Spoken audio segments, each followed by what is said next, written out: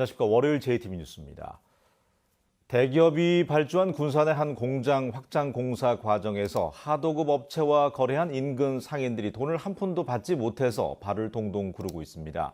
원도급 업체와 하도급 업체 간의 다툼으로 대금 지급이 한없이 미뤄지고 있기 때문입니다. 나금동 기자가 취재했습니다. 군산시 오식도동에서 식당을 운영하는 남영애 씨는 요즘 밤잠을 이루지 못합니다. 한자리에서 8년이나 해온 가게 문을 닫고 인근 점포에 월세로 옮겨야 했을 만큼 식당 운영이 어려워져서입니다. 지난 겨울 인근 공사장 노동자들이 먹고 간 밥값 5천만 원을 10달 넘게 받지 못하고 있는 게 가장 큰 이유입니다. 새벽 4시부터 일어나서 자기네들 따뜻한 밥 해주고 도시락 60개, 70개씩 거기까지 배달하면서 진짜 여자가 그 무거운 거 들고 자기네들 그 세팅 다 해주고 몇 달을 그렇게 했어요. 근데 이제 와서 나 몰라라 하고. 나 씨의 식당뿐만 아니라 인근 철물점과 숙박업소 등 10여 곳이 이렇게 피해를 본 금액만 모두 1억 1천만 원이 넘습니다. 군산에 그날이라도 경제가 어려운데 얼마나 힘들겠습니까? 우리는 그 돈을 다 변상을 해줘야 돼요. 이들은 지난해 10월부터 석 달간 인근 대기업 사료 공장의 확장 공사에 참여한 업체와 거래를 했습니다. 문제는 공사 초기부터 원도급 업체와 하도급 업체 사이에 갈등이 생기면서 시작됐습니다. 석 달 만에 공사는 끝났지만 공사 대금을 놓고 다툼이 길어지고 있기 때문입니다. 원도급 업체와 발주처인 대기업마저 서로 책임을 떠넘기는 사이 무려 10달 넘게 시간이 흘렀고 대금 지급이 속절없이 미뤄지고 있는 겁니다. 좀 기간을 통해가지고 지금 계속 어떻게든지 일을 해결하려고 노력을 하고 있는 상황이고요. 좀 문제는 지금 거기에 대해 가지고 좀 협의를 하지 않고 있는 상황이어가지고. 건설업계의 고질적인 문제가 불거지면서 애꿎은 영세 자영업자들의 가슴만 새까맣게 타들어가고 있습니다. JTB 뉴스 나금동입니다. 지역사랑 상품권으로 불리는 경기도 지역화폐 발행 규모가 내년에는 5천억 원으로 크게 늘어납니다. 반면 전북은 770억 원에 불과합니다. 지역화폐의 실태와 과제를 오정현 기자가 살펴봤습니다. 김제시가 전북에서 가장 먼저 지역화폐를 발행한 건 지난 2000년입니다. 김제사랑 상품권은 지역자금의 역외 유출을 막고 소상공인의 매출 증대를 가져오는 긍정적인 효과를 가져왔습니다. 그러나 주로 공무원들만 구매에 나서 상품권 발행 규모가 크지 않기 때문에 체감 효과를 느끼지 못하는 상가도 있습니다. 상품권 준다는 사람이 없었어요. 거의 없다시피 해요. 근데 김제사랑 상품권은 전혀 우리 가게하고는 도움이 안 돼요. 이후 장수, 임실, 완주, 군산시가 차례로 지역사랑 상품권을 발행하고 있습니다. 전북의 전체 발행 규모는 770억 원입니다. 반면 경기도의 내년 지역화폐 발행 규모는 5천억 원으로 급증합니다. 올해 4곳인 경기도 지역화폐 참여 시군이 내년부터 31개 모든 시군으로 늘어나기 때문입니다. 경기도는 상품권 구매액의 6%를 할인하고 홍보요원 인건비로 매년 7억 원을 책정했습니다. 또 지역화폐의 발행 형태를 지류는 물론 카드와 모바일로 다양화하고 지역화폐 센터를 설치하는 개인과 단체에 포상금을 주고 있습니다. 분당이라고 불리우는 좀 세대 가구 소득이 높은 지역에도 청년 배대가 지적됐지만 그분들이 대형마트나 백화점을 이용하시다가 동네의 시장이나 마트로 많이 유입이 됐다. 전북연구원은 현재 지역상품권의 도입과 활용 방안을 연구하고 있습니다. 지역상품권 발급이 저조한 전북이 전북연구원의 활성화 방안을 통해 발행 규모를 늘릴 수 있을지 주목됩니다. JTB 뉴스 오정현입니다. 그렇다면 지역화폐를 활성화하기 위한 구체적인 방법은 무엇이 있을까요? 가맹점 확대와 소비자 인식 개선 같은 기존의 방안 말고도 보다 적극적인 대책이 필요해 보입니다. 계속해서 김철 기자입니다. 지금까지 거론된 지역화폐 활성화 방안은 크게 3가지입니다. 먼저 상품권 가맹점을 늘리고 유통량을 확대해 현금처럼 사용하는 한편 소비자들의 적극적인 구매 의식이 필요합니다. 그러나 최근 강원도와 경기도는 더 적극적인 정책을 펼치고 있습니다. 강원도는 도가 발주하는 공사 대금의 3에서 8%를 지역사랑 상품권으로 구매하도록 권장하고 있습니다. 또 강원도 양구군은 군이 발주한 공사대금의 3%를 아예 상품권으로 지급하고 있습니다. 세금을 3억을 투입했더니 실제적으로 18배 정도가 다시 환원을 거쳐서 지역의 소득으로 환원이 되더라는 겁니다. 그러면 남는 장사도 18배 소득이 남는 거거든요. 그러면 지자체들이 이걸 안 할 이유는 없어요. 자치단체 복지 사업을 지역사랑 상품권으로 주는 곳도 많습니다. 경기도는 청년배당 1,752억 원과 산후조리비 423억 원을, 전남 강진구는 농민수당 25억 원을 지역사랑 상품권으로 지급해 지역 경제를 활성화합니다. 인천시는 공공기관 부서 운영비의 10%를 지역 화폐로 줄 예정입니다. 인천시 같은 경우는 부서 운영비를 지역사랑 상품권 카드로 내년부터는 다 바꾼다고 그래요. 좋지 않습니까? 얼마든지 자영업, 경기 활성화를 위한 아이디어를 모을 수 있다. 지역화폐를 통해서는. 전북은 지역화폐 활용에서 경기도 등에 비해 크게 뒤처진 만큼 이들 자치단체의 성공 사례를 유심히 살펴야 합니다. JTB 뉴스 김철우입니다. 올해 초 인천 김성수의 국가서원이 박탈되면서 고창군이 그동안 유지해온 인천 기념 사업이 논란이 됐습니다. 늦게나마 김성수의 호를 딴 도로명의 개명과 동상 철거에 대한 논의가 시작돼서 관심을 모으고 있습니다. 정원익 기자입니다. 12.5km 구간에 이르는 고창군 인천호입니다. 10년 전 인천 김성수의 호를 따 도로명이 정해졌습니다. 올해 초 인천의 건국 순장이 박탈되자 도로명을 바꿔야 한다는 목소리가 높아졌습니다.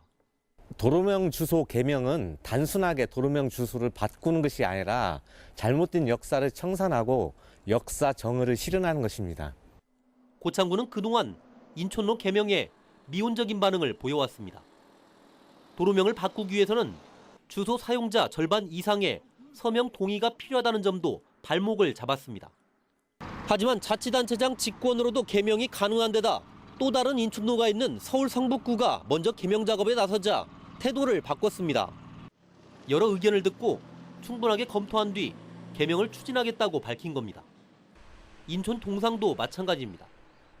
지난달 주민 230여 명을 모아 토론회를 열고 동상 철거에 대한 찬반 의견을 들었습니다. 또 올해 안에 주민들을 대상으로 설문조사를 하기로 했습니다.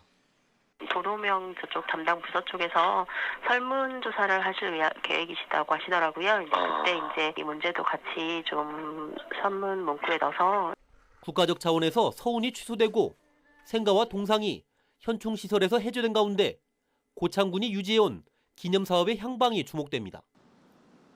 JTB 뉴스 정원익입니다. 지난주 군산과 정읍에서 잇따라 AI 바이러스가 검출돼서 닭과 오리를 키우는 농가에 비상이 걸렸습니다. 다행히 군산은 AI 바이러스가 아니었고 정읍은 저병원성인 것으로 확인됐습니다. 이에 따라 해당 지역에 설정된 방역대도 모두 해제됐습니다. 송창용 기자가 보도합니다. 지난 11일 군산 만경강의 야생조류 분변에서 나온 바이러스를 정밀 조사한 결과 AI 바이러스가 아닌 것으로 최종 확인됐습니다. 또 같은 날 정읍 동진강 야생조류 분변에서 검출된 AI 바이러스는 고병원성이 아닌 저병원성인 것으로 나타났습니다. 이에 따라 해당 지역 반경 10km에 설정된 방역대는 모두 해제됐습니다. 하지만 안심할 수는 없습니다. 겨울 철새가 날아오면서 철새 도래지를 중심으로 AI 바이러스가 계속 검출되고 있기 때문입니다. 전라북도는 철새 도래지 5곳을 매일 소독하고 있고 닭과 오리 농가 밀집 지역을 중심으로 거점 소독시설 13곳을 운영하고 있습니다. 이 철새 도래지에 나가지 않고 그물망 같은 이런 걸 점검해 주시고 지속적으로 철저히 그 방역을 해 주시는 것을 좀 부탁을 좀 드립니다. 또 AI에 취약한 오리 농가에 대해 사육을 일시 중단시킨 상태입니다. 정읍과 김제 등 4개 시군 47개 농가가 대상입니다.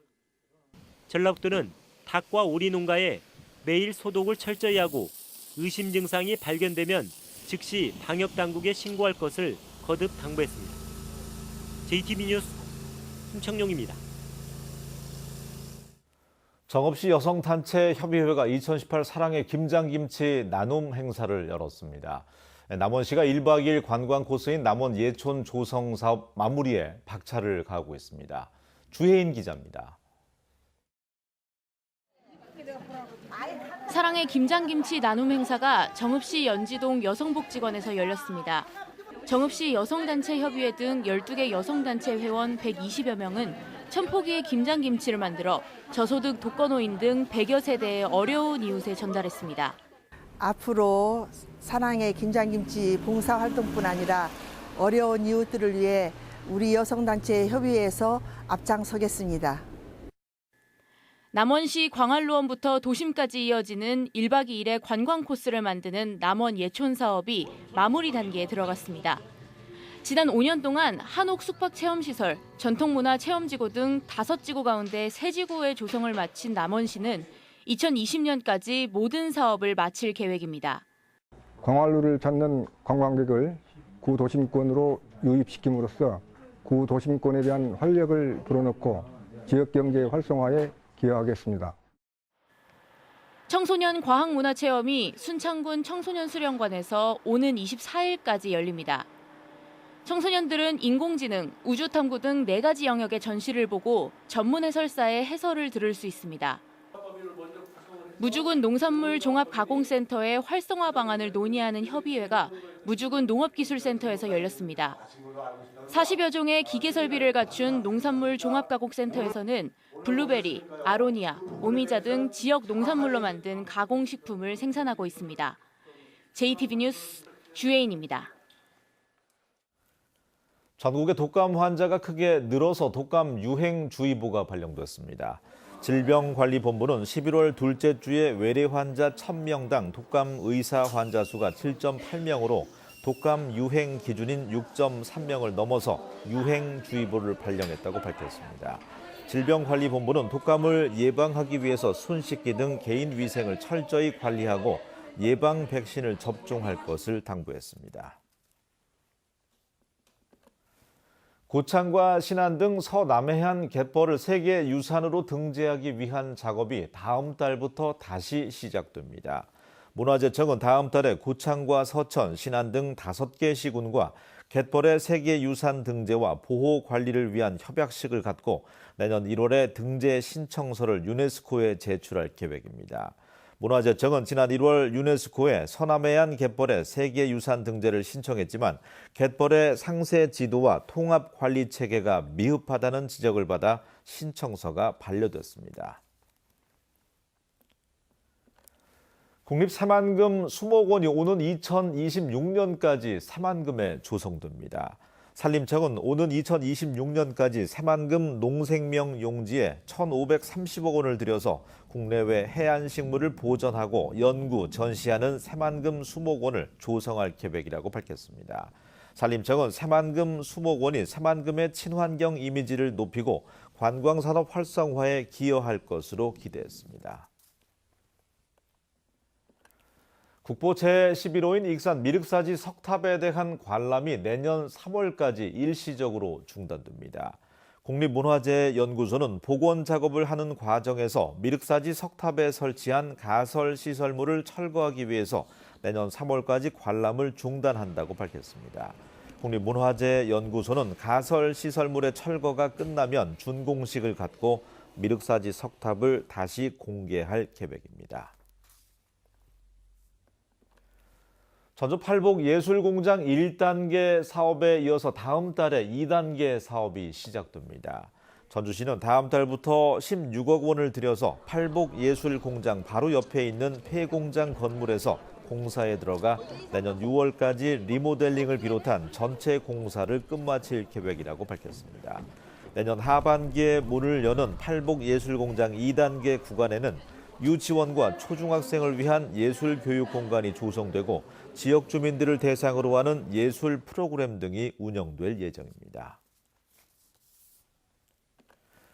경남 양산에 사는 모녀가 전주에서 16일째 실종돼서 경찰이 수색 작업을 벌이고 있습니다.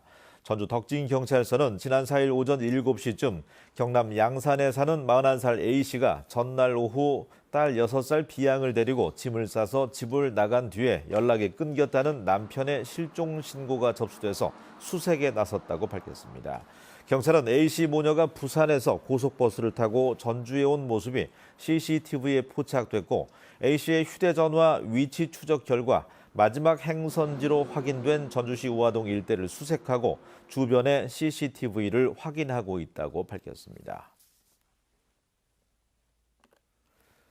날씨입니다. 대기 정체 중국발 스모그까지 더해지면서 오늘 초미세먼지 농도는 종일 나쁨 수준을 보이겠습니다. 오늘은 대체로 맑은 가운데 한낮의 기온은 전주가 14도 등 11도에서 14도로 어제보다 3도가량이 높겠습니다. 밤사이 기온이 크게 떨어지면서 일교차는 큰 폭으로 벌어지겠습니다. 내일은 아침 기온이 영하 4도까지 떨어지면서 쌀쌀하겠습니다. 모레는 차차 흐려지면서 서해안과 일부 내륙 지역에는 비 소식이 있겠습니다.